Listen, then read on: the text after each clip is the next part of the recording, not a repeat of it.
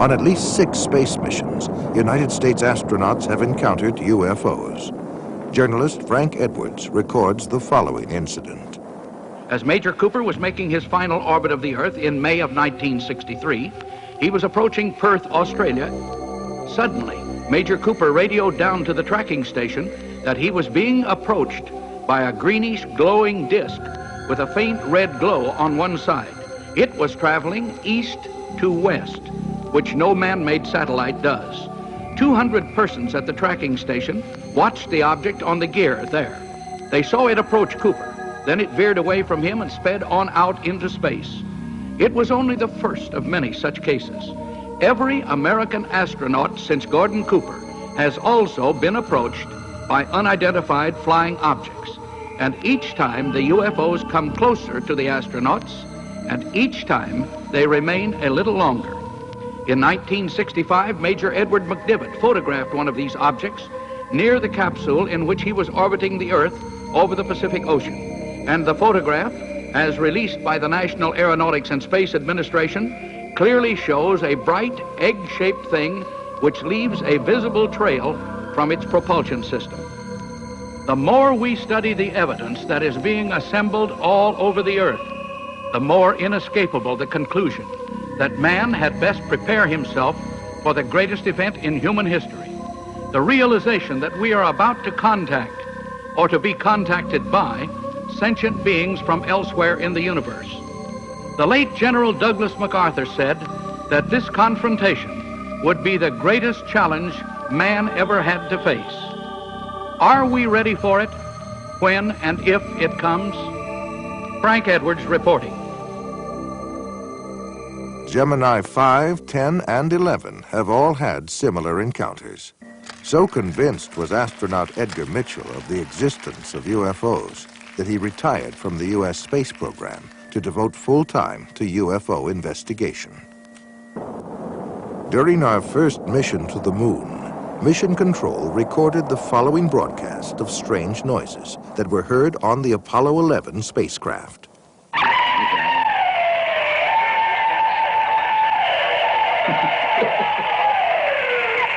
This is Apollo Control. Still no explanation. The weird noises emanating from Apollo 11, if indeed it is from Apollo 11. Perhaps we'll all shake out later in the mission as to what these strange noises are.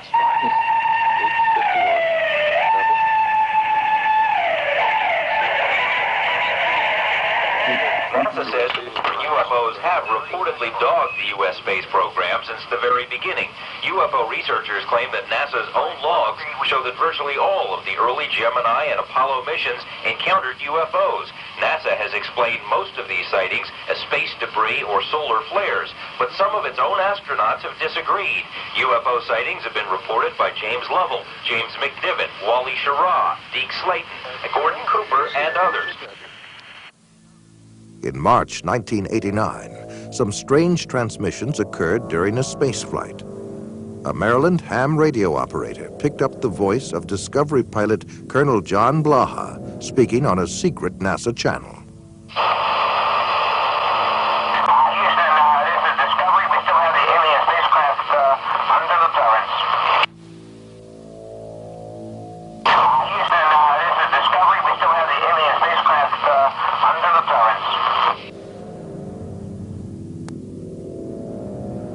Dr. J. Allen Hynek explains one alternative theory that we might be dealing with something from another dimension.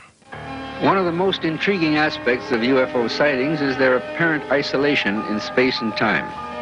Sightings are usually made in one place at a time and last for short periods, sometimes appearing out of nowhere and vanishing into nowhere. This is much more suggestive of a parallel reality than, let's say, visits from some faraway planet, in which case we might expect them to stick around for a while. The British journal Flying Saucer Review was established in 1955 and is widely recognized as the leading UFO publication in the world. It is authored by over 50 experts worldwide who conduct major UFO investigations. Yet an official statement by editor Gordon Creighton is most amazing. Quote, there seems to be no evidence yet that any of these craft or beings originate from outer space, end quote. Close encounters of the fourth kind are by far the most frightening. Those who claim to have been abducted by aliens and taken against their will. Perhaps the most famous case was that of Betty and Barney Hill. Their story began on the night of September 19th, 1961, as they were returning to their New Hampshire home from a vacation in Canada. They saw a distant point of light which seemed to move erratically. As it moved closer, it became more intense. Betty Hill remembers. This craft left the top of the mountain, came out of the highway, and stopped in midair. Barney took the binoculars and started out of the car in an attempt to identify the craft. And as he did this, he saw a group of figures standing in the windows looking down at him. One was saying to him, "Don't be afraid. Keep looking, stay there. Don't be afraid. No harm's going to come to you, but stay there." And the craft started to descend. And Barney ran back to the car, saying we had to get out of there. They were going to capture us. And we took off speeding down the highway. They made it home without further incident, but in the days and months that followed, they experienced nightmares, flashbacks, and extreme anxiety. They were also unable to account for more than 2 hours between the time they first encountered the UFO and the time they reached home. Where had the missing time gone? What had happened?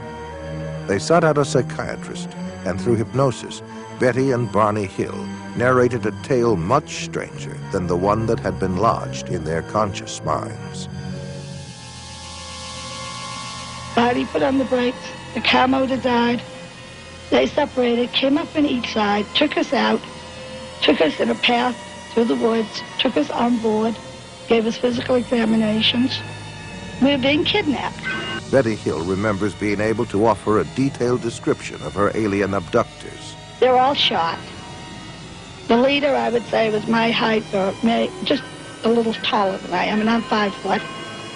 They were bald, no hair, no eyebrows, no eyelashes, and no earlobes, no ear, we could say. Very large eyes, very small, flat nose, thin slit for mouth. Betty Hill said that they were most interested in human sexuality and that they communicated through a form of telepathy that sounded like a voice loud and clear inside their heads. Bud Hopkins has written several books on UFOs, including Missing Time and Intruders.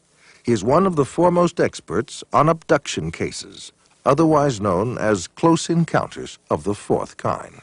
And now we've come to the conclusion that abduction, of their involvement with human beings, that this is the center of the entire UFO phenomenon, and that actually when people have UFO sightings, it's very possible that what they're seeing is something on its way to or from an abduction of somebody. They're not just flying around up there, they are interested very profoundly in human beings.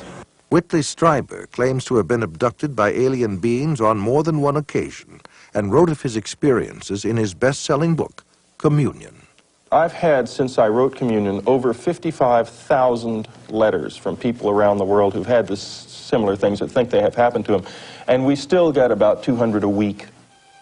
The Intruders Foundation and the Fund for UFO Research show that 1 out of every 50 American adults, 3.7 million people, indicate that they may have had an abduction experience with an unidentified flying object.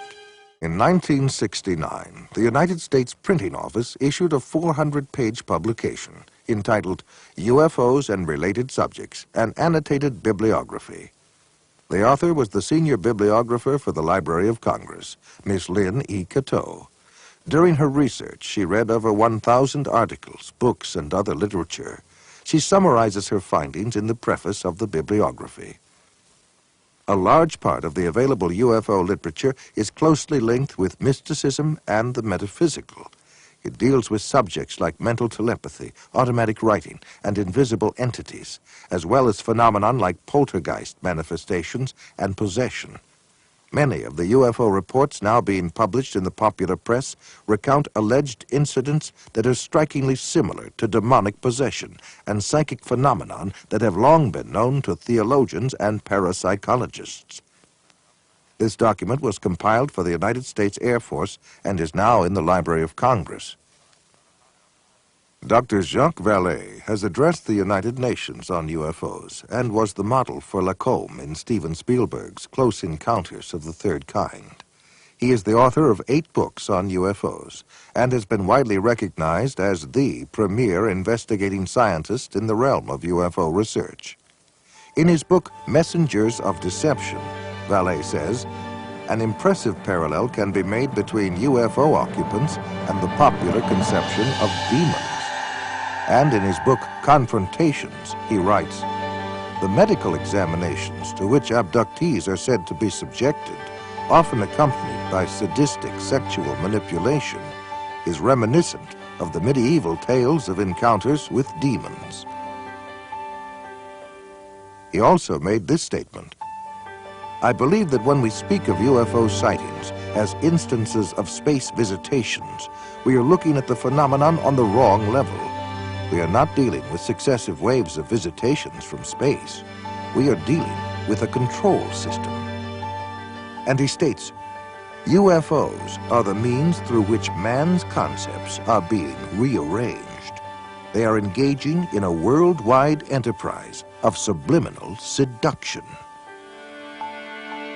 Jacques Vallée, at least at that time when he wrote that book, was an agnostic. Interesting that he comes to basically the same conclusions I do as a Christian from my research.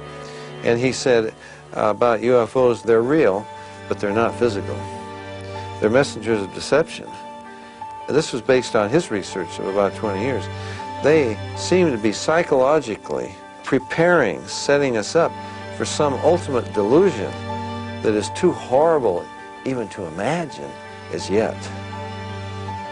I would agree with that. Dr. I.D.E. Thomas is one of a long line of Welsh preachers. He is currently the senior pastor at the First Baptist Church of Maywood, California, and has authored several books which have enjoyed wide circulation. In his book, The Omega Conspiracy, Dr. Thomas explains the phenomenon of unidentified flying objects and offers an explanation that could identify the beings who operate them. As incredible as his explanation may sound, let us regard the ancient saying of Heraclitus, who 500 years before Christ said, because it is sometimes so unbelievable, the truth escapes becoming known. The answer to all this and the clue to this cosmic riddle may be found in the ancient book of Genesis. And back there in chapter 6, we are told of a very amazing and bizarre event. The sons of God saw the daughters of men and saw that they were beautiful, and they lusted after them. And then we read they married them and sired children from them. For the past 1,500 years, most scholars, including evangelical scholars, have interpreted the sons of God as the good sons of Seth, and the daughters of men as the wicked daughters of Cain. They've adopted that interpretation because the other one is so bizarre and outlandish.